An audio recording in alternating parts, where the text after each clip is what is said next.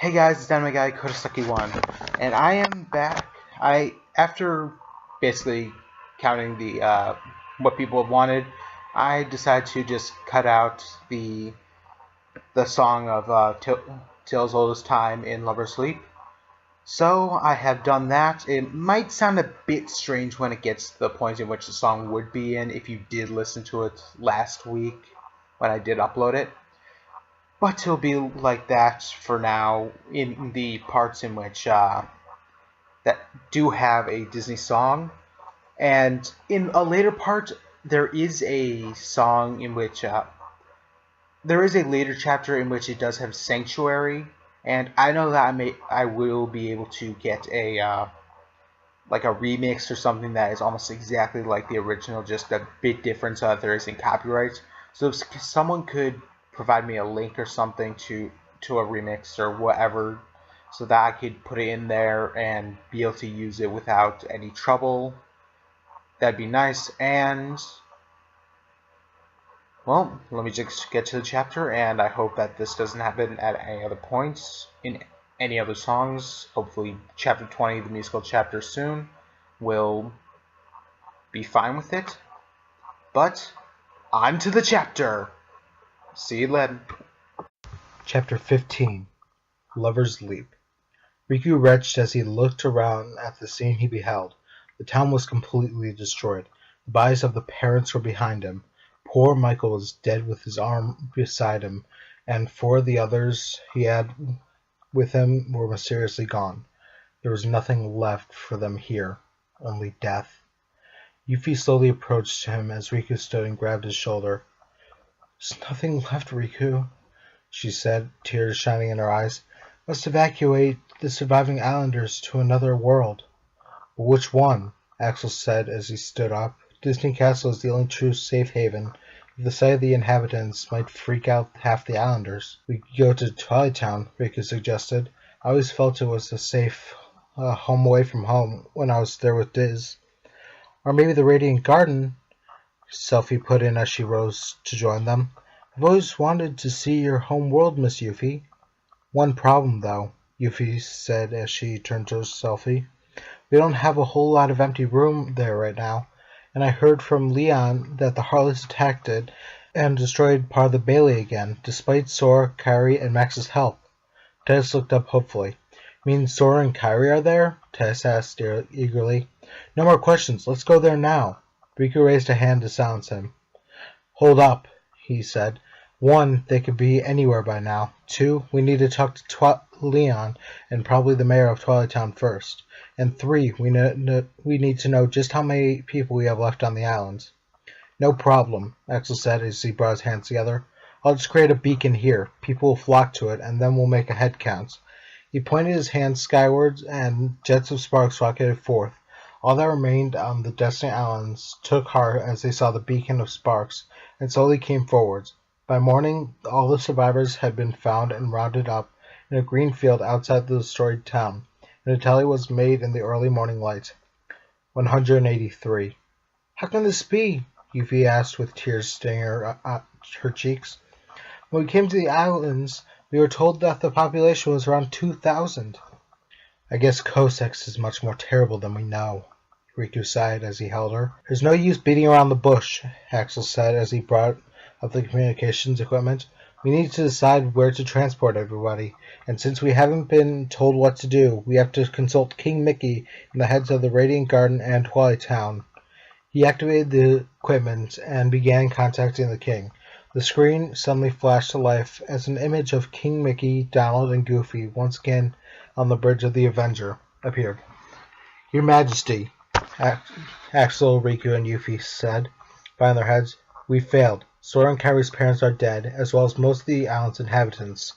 The king looked gravely upon them, while all those close enough to see began to whisper that the king they were speaking to was in fact a mouse.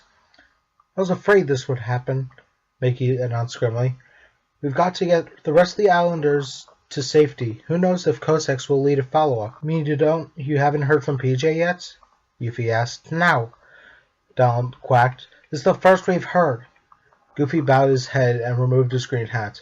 I feel sorry for Sora and Kairi when they find out, he said. This news will break their hearts. They mustn't learn about it, Mickey ordered. They have to remember their mission. If they found out, it might ruin everything. Hey, Taz yelled. You may be a king, your majesty, but don't you think you're being very cruel? Yeah, Sylvie said. They're our friends. They have a right to know. Just as you had a right to know about their adventures? Mickey asked them. Titus and Selphie looked around uncomfortably and stopped harassing the king. Excuse me, someone further back asked, but why does everything seem to revolve around those two teenagers? Mrs. Botterill suddenly came up from the shadows, cradling what looked like two manuscripts. Because Sora saved the world twice, she said, and Kairi is one of the 7 princesses of heart who hold the key to opening the door to darkness, which is what that woman who attacked us here probably wants. King Mickey nodded her. You are partially correct, madam, he said. Cossacks was only acting on orders. The door to darkness is what her master, our enemy Maleficent, wants. If she gets all the princesses together, another keyhole to that door will open in Kingdom Hearts, and she will release a plague of evil across all the worlds. Sora and Kairi are currently on assignment to seal the world's keyholes to prevent them from being destroyed and protect the remaining princesses. Wait, Selphie ordered. Kairi's a princess? Yuffie nodded her. Yes, she said. Kairi's the princess of my homeworld, but her parents, the king and queen, mysteriously died several years ago. Ansem the Wise believed the deed to have been done by one of his apprentices, Xehanort.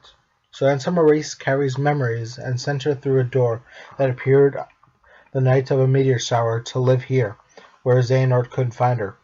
That's right, Riku breathed in remembrance. Kairi did arrive on the night of a meteor shower, and has kept her safe all these years, King Mickey concluded. But no longer. She, as well as Sora and Riku, were forcibly drawn into these events a year ago when your islands were destroyed by the Heartless. They had found the heart of the world, which is the keyhole protects, and the islands just vanished. This is why we mustn't let Sora and Kairi know that their parents are dead. They might forget their mission, and then more of the stars will go out if Maleficent succeeds.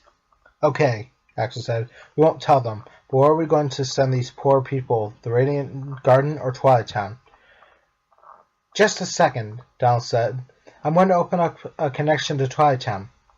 Hinner, Pence, Olette, and Max were in the computer room of the old mansion, checking out whether they could still send people to the alternate Twilight Town when a transmission opened on one of the screens. It was a split image with King Donald and Goofy on one side, a boy with silver hair, a girl with black hair, and the man with spiky red hair and green triangle tattoos under his eyes, who had kidnapped Kairi, on the other side. Behind those last three stood a gaggle of people. Hanner, Pence, Olette, Goofy said in greeting upon seeing them before he spotted his son. Max! How's it going? Donald asked. Hanner and the gang grinned at them. Pretty good, Olette said. Sora and Kairi are upstairs, searching for the keyhole somewhere in the mansion. Would you like to speak with them, Your Majesty? Just tell them to head out for Beast Castle right away, Mickey said. They need to protect Belle. Suddenly the boy with silver hair looked at Max. You're Max, right? He asked. The guy who's traveling with my best friends? Max looked suspiciously at him as he nodded his head. You're Riku, then? Riku nodded his head. When you get the time, he asked, can you tell Sora and Kairi to look after each other and that Kairi's father loves her? Max nodded grimly. Why would you want him to say something like that? Hanner asked. Did something happen? Asked Pence. Cossacks killed their parents and destroyed their home, Donald quacked. Olette gasped and placed a hand to her mouth as Hanner and Pence and Max froze in place. I'll go tell them, she whispered, turning to go. No! They must not know, Mickey ordered, stressing every word. Olette turned back fearfully. So why did you guys call us? Hanner asked, miffed. We need a place, the girl with short black hair began, that the survivors can call home. Well, sure, come on over, Pence said. Everybody already knows everybody else here, so meeting new people wouldn't be bad. And we've already gotten used to intergalactic travelers thanks to Sora and you guys. We'll take up your case with the mayor and bring him down here. Hayner said, rising from his chair. "You probably won't mind, and we'll make an announcement to help you guys out." "Thank you," the man who had previously kidnapped Carrie said. "But he probably won't need to take everybody. Some could go to the Radiant Garden." "Hey!" Oleg cried as she gasped. "You're the one who kidnapped Carrie." The man chuckled. "Is everyone on my case about that?" he asked rhetorically. Mickey glanced between him and the Twilight Town gang. "Don't worry, you three," he said. "Axel's on our side now." The sound of thumping could be heard quietly. "Sora and Carrie are coming down the stairs," Hayner hissed. Max got up out of his chair. "Don't worry," he said, striding out of the room. "I'll make sure we leave right away. Then they don't have to see everyone suddenly show up." He left the room to see Sora and Carrie nearing the landing at the bottom of the stairs. "I never knew Nominee drew so much," Carrie said as they rounded the corner to head into the computer room. "You guys found the keyhole?" Max hailed. Sora nodded as they stopped in front of each other. "Yeah, it was in the right weight room." Max nodded and grabbed both of them by the arms, leading them back up the stairs. "Hey!" Carrie protested, amazed at how strong Max really was. "What are you doing?" "We need to head for Beast Castle right away," Max sighed. "King's orders." Sora sighed as the three of them touched their earpieces and beamed onto Highwind's bridge. "Aw, man," Sora said as he sat down in the captain's chair. Roxas was looking forward to going to the virtual Twilight Town. Carrie sighed as she sat in her seat next to him. "Yeah, Nominee was too." Everybody, including Leon and Twilight Town's mayor, a tall, balding man with red hair, blue eyes, and a brushed mustache, were watching King Mickey in silence as he stared at a display on his console. "Good," he said after a few minutes of waiting. "They left Twilight Town. I knew it was a good idea to have Chip and Dale install tracking devices in each Cummy ship." "So," Twilight Town's mayor began in a kind voice, "just how many people would I expect to be coming here?" "We have 183 survivors," Riku said, "including Yuffie, Axel, and I." "We only have room for 83, Leon announced before looking at Twilight Town's mayor. "You'll have to take the other 100. The man nodded his head. "Okay," he said. "We could have taken the whole lot of you 3 times over, but if this is how it's going to be, I ask for the young ones." Riku raised an eyebrow and glanced at Yuffie, throwing her a smile. "You're not getting the 2 of us, but why do you want the kids?" "Most of us are getting old," the mayor said. "We don't have that many youth around here anymore, and we could use the added help." So one world's misfortune," Donald said, "is another world's boon." The mayor nodded his head, and King Mickey looked at Axel. "It would take a long to get Gummy to ferry all of you over," he said. "Can you still create portals of darkness?" Axel smirked at the king and waved his hand. 2 swirling masses of black and purple appeared, and Axel embellished them with a flourish. "One on the right is to Twilight Town in Central Station," he said. "One on the left is to the Radiant Garden in the postern. Take your time. You have all day to decide where to go." Several hours later, Sora, Kairi, and Max beamed down from the Highwind into a green courtyard in front of a beautiful white castle, dazzling in the sunlight. Kairi and Max gaped at the beauty while Sora just looked up, smirking as he held Kairi by the waist. "It sure is lovelier in the sunlight than at night," he said before glancing up at a balcony. On it was a woman wearing a blue dress with a white smock waving at them. Sora nudged Kairi as she looked at him. "Look," he said softly, looking back up at the balcony. "It's Belle." Kairi followed his gaze and smiled when she saw the fellow princess of Heart. "Belle!" she called, waving frantically. "Sora! Kairi!" they heard her yell. "It's good to see you again." "You too," Kairi answered. Sora nudged her again. "What?" "Don't you think we should go up and talk to her?" he chuckled, pulling the box of pixie dust out of his pocket. Moments later, the 3 of them were pelting through the sky as Sora wordlessly vanished the box so he wouldn't have to fumble with his pockets anymore. Belle backed up as Kairi landed first, closely followed by Sora and Max. Kairi leapt into Belle's arms and hugged her tightly as Belle hugged her back. "I missed all you guys," Kairi said as she pulled back. Belle smiled at her and rubbed her hand through Kairi's hair. "And I've missed you too," she said warmly before looking at Sora and laughing. "And I've missed you too, Sora, and you too, Goofy." "I'm not Goofy," Max said as Sora and Kairi burst out laughing. "I'm his son, Max." Belle covered her mouth and giggled. I'm sorry, Max, she said. I should have known you weren't goofy when I saw you were only about Sora's age. The four of them laughed together for a time until the fit subsided. So, Sora asked, you and Beast break the spell yet? Belle nodded. You mean me and Prince Elaine? She questioned as her eyes took on a dreamy look. Sora crossed his arms as he looked at her. So you did break the spell then, he said. Belle nodded her head. We did, she said. He's in his room if you'd like to see him. Sora nodded his head and rushed out of the room, followed by Max. Carrie stayed behind to keep talking with Belle. So, Belle asked as she closed her door, are you and Sora together? Carrie was taken aback at this sudden question, but nodded her head. Belle smiled at her. I knew it, she said slowly. You both have that same look in your eyes. What look? Carrie asked sincerely. The look of one in love with the person of their dreams, Belle said. Lumiere told me I had that same look in my eyes after Elaine and I broke the curse. It must be nice, Carrie said as she looked around Belle's room, to live in a castle with your one true love. Belle nodded happily.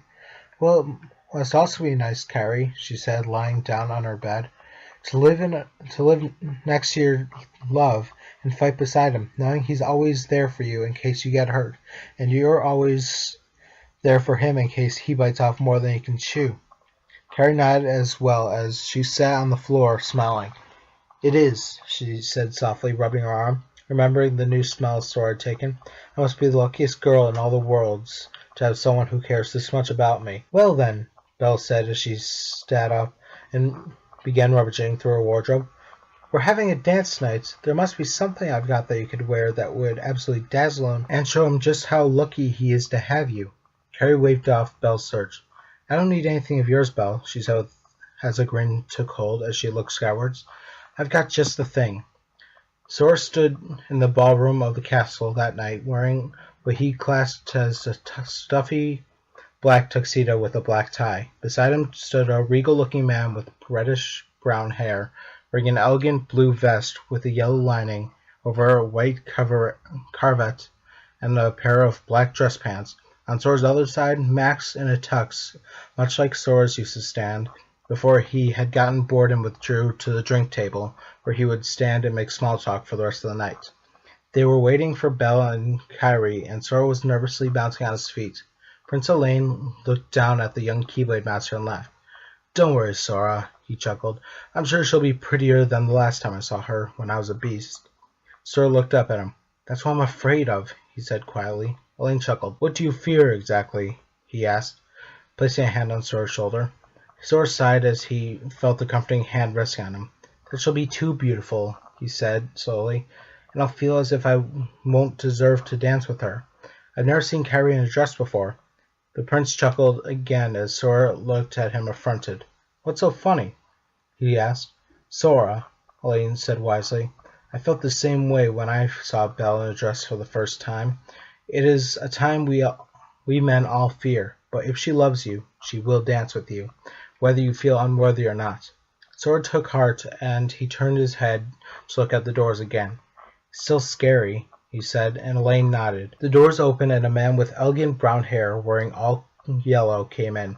Now presenting, Lumiere announced, Princess Belle and Princess Kyrie. Belle walked in first, wearing her elegant yellow gown, and she stepped aside to allow the girl behind her to enter.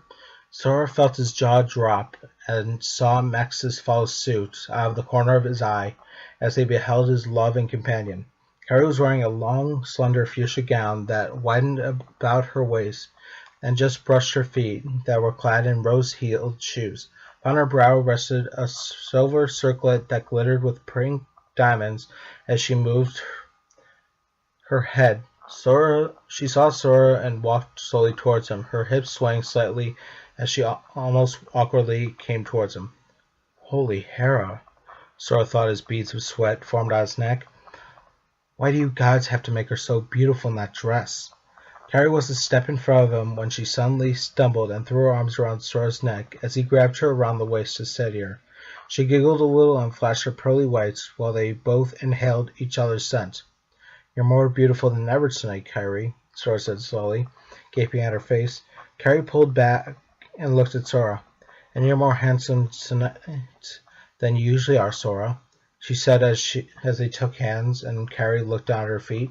I hate heels, she said suddenly. It's almost as if I have 2 left feet. They both laughed as the ice broke. Try being a lion cub, Sora said as the music began playing. You actually have 2 left feet then. Kyrie giggled as Sora took her waist with one hand, and they both suddenly gulped before looking at each other in the eyes. Neither of them had ever slow danced before. Don't worry, they both heard in their heads. Just do what the music tells you. Sora suddenly became aware that Mrs. Potts was starting to sing. She began as they slowly began to dance in their own small circle, enveloped in each other's blue eyes. Sora twirled Kyrie in a slow pirouette as they came together again, just following what the music and their hearts commanded. Sora and Kyrie passed by Belle and Prince Elaine dancing, Belle's head resting on his shoulders. Sora knelt his head onto Kyrie's as Mrs. Potts finished her song. I love you, he spoke softly before their lips gently came together. I know, Kyrie said as they had finished, and I love you too. A voice suddenly spoke from above, stopping their dancing. How very heartwarming. Not that I have a heart. Everyone looked up to see a man with spiked silver hair and yellow eyes like a hawk wearing an Organization 13 cloak hovering in the air near the chandelier. Sora and Kyrie contorted their faces into masks of anger. I suppose you're Kosek's partner, aren't you? Kyrie growled. The man raised his arms in defense. Why so hostile now, princess? He asked. All I want is to introduce myself and steal Belle from my master. You aren't welcome here, Prince Elaine roared. Get out of my castle and leave Belle alone. Sorry, the man said. I can only comply to half of your request, Pete. Pete suddenly walked out from the balcony and began to make his way towards Belle. Max, Sora ordered, throwing a glance at the teen near the punch. Help the prince defend Belle from Pete. Kyrie and I can handle this guy. The man floating above them chuckled as he came down to their level. Oh, that's me? Oh. Are you sure you want to challenge Nixian, Keeper of Storms? He bellowed. Twin swords charged with electricity appearing in his hands. Nixian charged forward at the teens in their formal wear as their keyblades appeared in their hands. Nixian twirled his thunder blades around as Sora and Kyrie fell back, blocking his lightning-fast attacks. I hate heels, Kyrie moaned, stressing each word as she leapt back and tried to steady herself as she landed. Nixian took this opportunity of weakness to leap forward and attack her, but before his thunderblade could connect with her future dress, it rebounded off the magical barrier Kyrie had summoned with a reflower spell. Nixian leapt back before the shield could damage him and turned in time to block an attack Sora was making for his side. Kyrie shucked off the beautiful rose heels and ran forward barefoot, a volley of fireballs preceding her. Sora grinned and heaved the Oblivion forward to keep Nixian on one place, while the fire plastered Nixian from behind. Nobody looked at Kyrie in rage as he blocked her Keyblade's assault. He abruptly fell back, and Sora and Kyrie began to fall into each other. Before they could recover, Nixian hit both of their sides with the flat of his thunderblades. The teens winced in pain as the electricity coursed through their bodies, causing revulsions and spasms of uncontrollable movement. Do you still wish to fight? Nixian asked as he relieved them from their torture. Sora looked at him, face full of loathing. Wrong move, pal, he snarled, his keyblade into Nixian's chest. He recoiled from the blow and staggered backwards as Sora and Kyrie renewed their attacks with blinding fury. Sora looked at Kyrie while Nixian staggered into the center of the ballroom, and she nodded. Together they leapt into each other's arms and kissed, their keyblades flying off and continually striking Nixian in elliptical orbits. I love you, Kyrie, Sora said as their keyblades came back into their hands. Before Kyrie could respond, they both leapt into the air, Sora firing gigantic shards of ice from his keyblade, and Kyrie equalizing with fireballs from the Oathkeeper. Nixian staggered at their elemental barrage, and Sora suddenly appeared in front of him, and Carrie did behind him. "You won't enjoy this," Carrie taunted before the two of them continually attacked his back and front, the movements more of an arch form than an attack. They both suddenly stopped and stood a few feet away from Nixian and looked into each other's blue eyes. "I love you, Sora," Carrie said as they came together and kissed passionately while their limit drew to its finale. All about them while they kissed. Fireballs from the heavens seemed to fall from the sky and pepper to the ground, and especially Nixian. Although they didn't harm the beautiful floor, as the meteors stopped falling, a light shone from the kissing teens and continually enveloped everything in the room for a few moments. Nixian staggered to his feet as Sora and Carrie turned to look at him.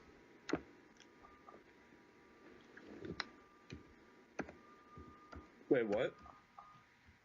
"It's your line." Oh, really? "Yes." Where is that? "Pete." We must retreat, that one? "Yeah." Oh, Pete, we must retreat. he yelled, summoning a portal. We'll try again later. Nixian staggered backwards into the portal, and Pete fled from the balcony where Prince Elaine and Max successfully defended Belle from him. "We'll get you next time, Belle," Pete said as he fled into the portal and it vanished. Sora and Carrie grinned and quickly shared another kiss. A light suddenly appeared on Carrie's keyblade, and a large keyhole appeared in the floor of the ballroom. Sora she looked at Sora and nodded, and he nodded at her. "Your turn," he said with a chuckle as Carrie pointed the Oathkeeper at the chandelier. A beam of light radiated forth from and reflected off the chandelier, coming down and entering the keyhole right in the center. They heard a clicking sound, and the keyhole slowly vanished. Carrie grinned and looked at Sora again. "How do you like that?" she asked. "Sealed a keyhole and beat Nixian, and I'm in a dress to boot." Sora smirked and kissed his love again. They had won. And that was Chapter 15, Lover's Leap. I'd like to thank my good friend StarRider88 for voicing Nixie in this chapter. Would you like to say anything?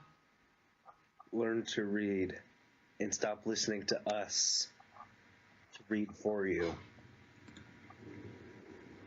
Well, you could do that, or read and listen. Yeah.